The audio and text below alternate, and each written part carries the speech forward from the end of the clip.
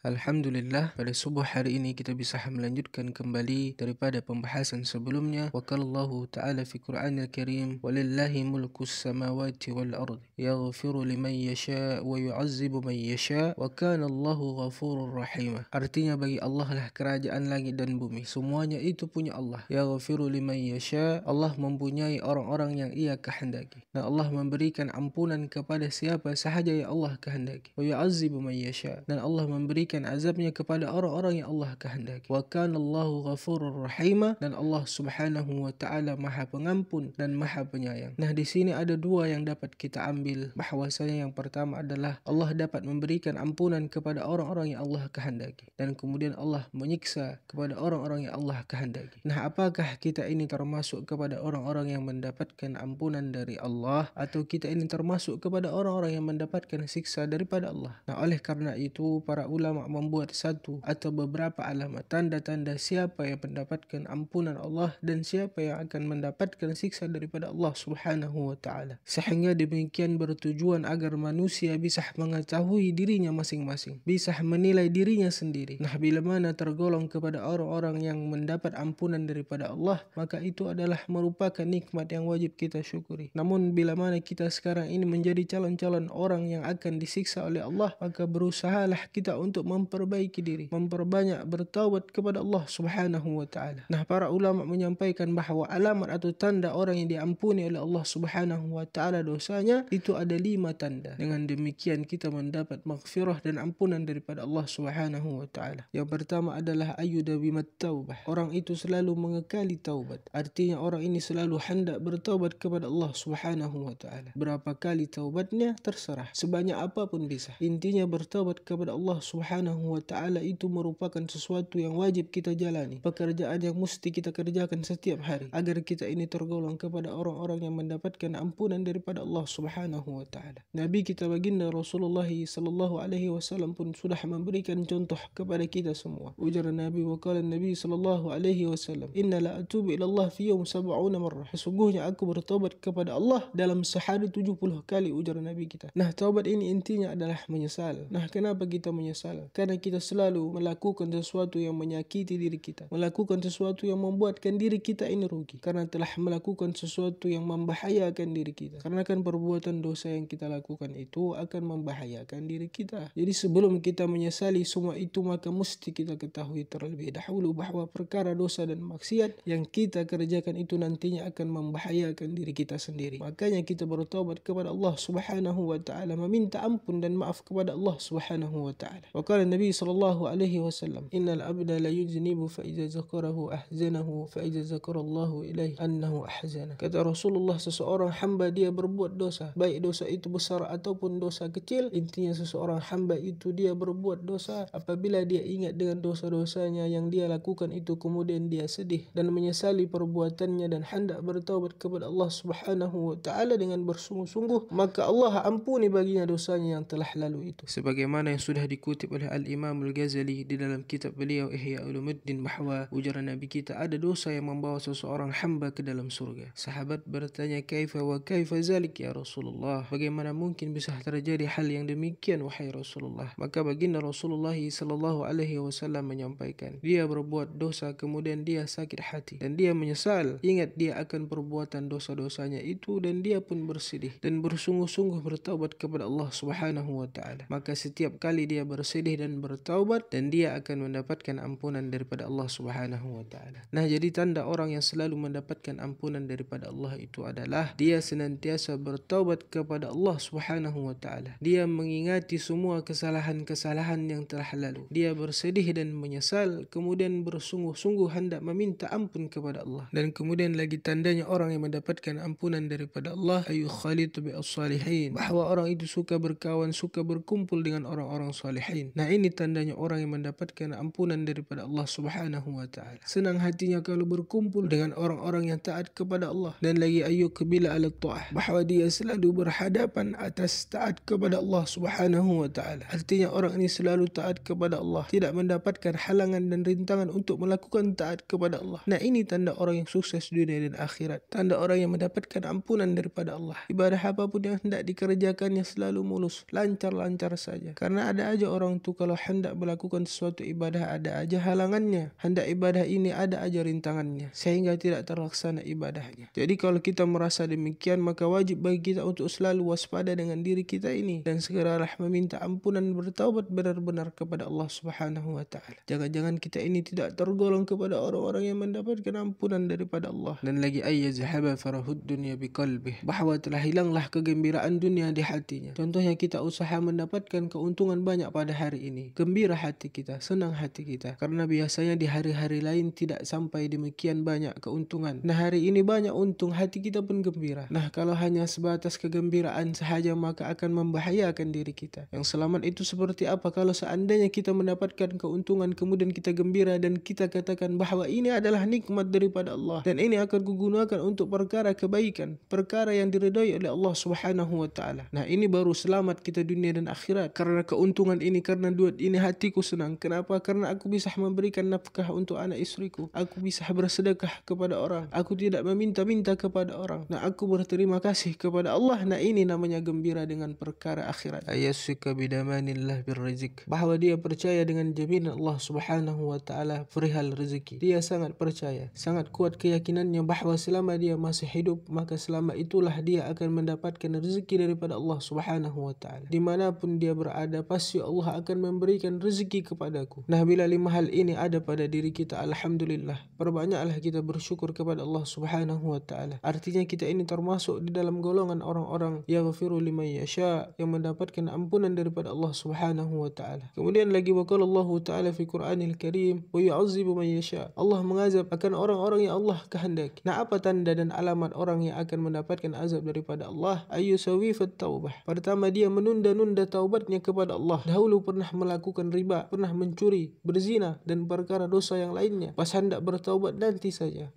ujarnya. Termasuk juga di sini adalah bila mana seseorang itu ingat akan perbuatan dosa yang ia lakukan kemudian dia senang hati, dia gembira. Nah ini dikhawatirkan akan masuk ke dalam golongan orang-orang yang mendapatkan siksa daripada Allah Subhanahu wa taala. Wa qala Nabi sallallahu alaihi wasallam inna aktsara siyahi ahli an-nar min at-taswir, bahwasanya kebanyakan jeritan ahli neraka itu, ujar Nabi, akibat mereka menunda-nunda taubatnya. Tiba-tiba mati tak sempat lagi hendak meminta ampun kepada Allah, tak sempat bertaubat kepada Allah. Nah inilah sebab banyaknya teriakan penghuni neraka itu. Ayu khalida bil asrar, dia suka berkawan, berkumpul, bergabung dengan orang-orang yang suka melakukan dosa dan maksiat kepada Allah Subhanahu wa taala. Man sahibal akhyar ja'ahalullah minal akhyar wa in kana minal asrar, siapa yang berkawan dengan orang-orang yang baik maka nantinya Allah jadikan dia orang yang baik walaupun dia dahulunya orang yang jahat. Wa man sahibal asrar ja'ahalullah minal asrar wa in kana minal akhyar, siapa yang suka berkawan dengan orang yang jahat maka dia akan menjadi jahat walaupun dia dahulunya orang yang baik. Dan lagi ayak salafit ta'ah, malas dalam taat kepada Allah. Badannya tidak sakit, kesibukan tidak ada, waktunya kosong, tapi tidak ada digunakannya, dimanfaatkannya untuk selalu berbuat taat kepada Allah Subhanahu wa ta'ala, seperti sembahyang, membaca Al-Quran, berzikir, bersalawat. Malas. Ayyakuna farahuhu fit dunya, bahwa adalah gembira hatinya akan dunia. Diberikan Allah ilmu tidak gembira, diberikan Allah, diizinkan Allah untuk mengerjakan ibadah tidak gembira, pergi ke masjid hendak solat berjamaah, hendak ke majlis ilmu untuk belajar agama tidak gembira. Hatinya hanya gembira kalau dia ini kaya, banyak duit. Ayastaqila birrizq wa yansar rizq, dia selalu sibuk dengan rezeki tetapi dia lupa kepada Allah Subhanahu wa taala yang memberikan dia rezeki. Demikianlah, mudahan Allah Subhanahu wa taala memberikan kesempatan kita bisa berjumpa kembali. Allahumma ya Ghani ya Hamid ya Mubdi ya Mu'id ya Rahim ya Wadud ya Habbab ya Razak ya Wajid ya Samad ya Fa'ala lima yurid ya Hayyu ya Qayyum ya Hanan ya Mannan ya Dayyan ya Sultan, ikfini bihalalika an haramika wa aghnini bifadlika amman siwak. Allahumma hasibna hisaban yasira. Allahumma inni a'udzu bika min munkaratil akhlaq. Allahumma innaka afuwun karim tuhibbul afwa fa'fu anna. Allahumma a'inna ala dhikrika wa syukrika wa husni ibadatik. Allahumma ja'al akhir kalamina la ilaha illallah Muhammadur Rasulullah sallallahu alaihi wasallam. Wal afu minkum wal hadis siratullah wa siratul mustaqim. Assalamualaikum warahmatullahi